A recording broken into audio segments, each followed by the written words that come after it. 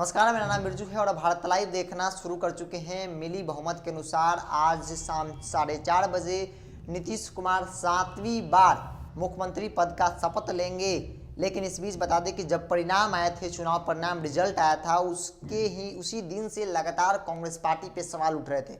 सवाल इसलिए उठ रहे थे क्योंकि कांग्रेस पार्टी को 70 सीटें मिली हुई थी और उन 70 में से मात्र 19 सीट कांग्रेस पार्टी लाई। स्ट्राइक रेट बहुत स्लो रहा। इसको लेकर आरजेडी ने सवाल उठाया, वाम दलों ने सवाल उठाया। वाम दल का यह कहना था, जब हमारी बातचीत हुई उनसे तो उन्होंने कहा कि जो सीटें कांग्रेस पार्टी को दी गई वो उनके औकात से बाहर थी, कि अगर वही सीटें वाम दल और आरजेडी में बांट दी जाती, यानी कि उनकी सीटें कम कर जो सीटें बचती दोनों पार्टियों में बांट दी जाती, तो आज परिणाम कुछ और होता और तेजस्वी यादव मुख्यमंत्री बन गए होते। लेकिन उसका खामियाजा कांग्रेस पार्टी का लो स्ट्राइक का खामियाजा जो है कहीं ना कहीं राष्ट्रीय जनता दल को भुगतना पड़ रहा है। ये बात जो है शिवानंद तिवारी आरजेडी के बड़े लीडर हैं, उन्होंने कही। उसके बाद अब आपसी मतभेद जो है वो अब कहीं ना कहीं तूल पकड़ लिया है। कांग्रेस पार्टी की तरफ से भी आवाज उठने लगे हैं। जब अनिल शर्मा बिहार कांग्रेस के पूर्व अध्यक्ष हैं, उनसे बातचीत हो रही थी फोन पे, तो उन्होंने कहा कि जो बात आरजेडी कह रही है वो साफ तौर पे आरजेडी जो है वो समाज को बांटने वाली पार्टी है।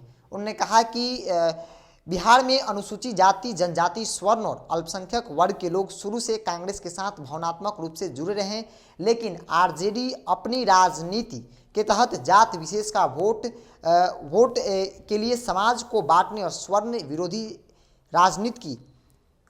राजनीति की स्वर्ण विरोधी राजनीति की इस बात उन्होंने उदाहरण के तौर पे कहा कि जब गरीब स्वर्णों के लिए बीजेपी ने आरक्षण 10% आरक्षण लाया तो आरजेडी ही थी जो विरोध किया था सदन में। और कहीं ना कहीं बिहार की स्वर्ण जो जाति के लोग हैं वो इस बात को समझ गए कि आरजेडी जो है वो कहीं ना कहीं स्वर्ण विरोधी पार्टी है और उसका खामियाजा जो है इस चुनाव में कांग्रेस पार्टी को भुगतना पड़ा।